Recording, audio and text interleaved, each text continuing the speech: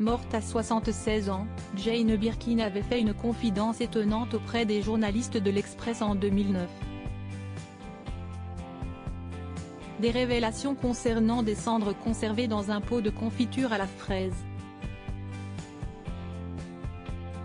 Décédée le 16 juillet 2023 à Paris, Jane Birkin a laissé derrière elle des milliers de fans mais aussi ses filles Charlotte Gainsbourg et Lou Doyon, qui avaient annoncé sa mort dans un communiqué particulièrement émouvant. Sa troisième fille Kate Barry a succombé après une chute du 4e étage de son immeuble parisien en 2013. Interviewée en 2009 par les journalistes de l'Express, l'ancienne muse de Serge Gainsbourg avait fait des confidences étonnantes au sujet de sa maman.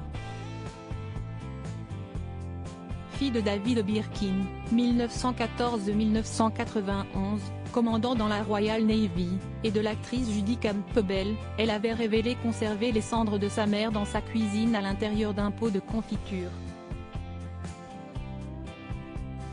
Je conserve ma mère dans la cuisine, à côté des boîtes de thé. Ses cendres sont dans un pot de confiture à la fraise. Dessus, il y a marqué maman. Avait-elle confié.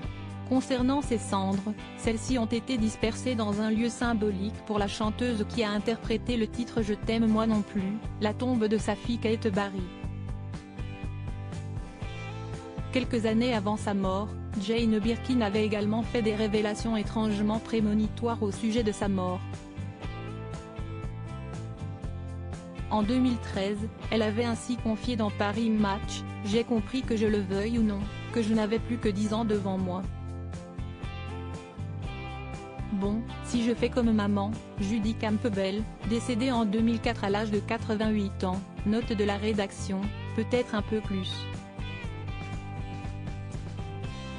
Mais, il n'y a pas un moment à perdre. Des propos prémonitoires puisqu'elle est effectivement morte 10 ans plus tard, en 2023.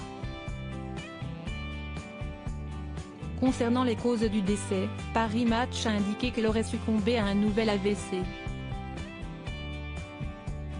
En effet, elle avait déjà été victime d'un AVC en 2021. Le lendemain de sa mort, ses filles avaient partagé un tendre message concernant leur maman. Jane Birkin s'en est allée après 16 ans d'une bataille acharnée contre la maladie. Depuis son AVC en septembre 2021, sa famille et le merveilleux personnel soignant ont été à ses côtés nuit et jour. Depuis quelques jours, elle marchait à nouveau, était motivée de reprogrammer son Olympia et avait décidé de reprendre son indépendance.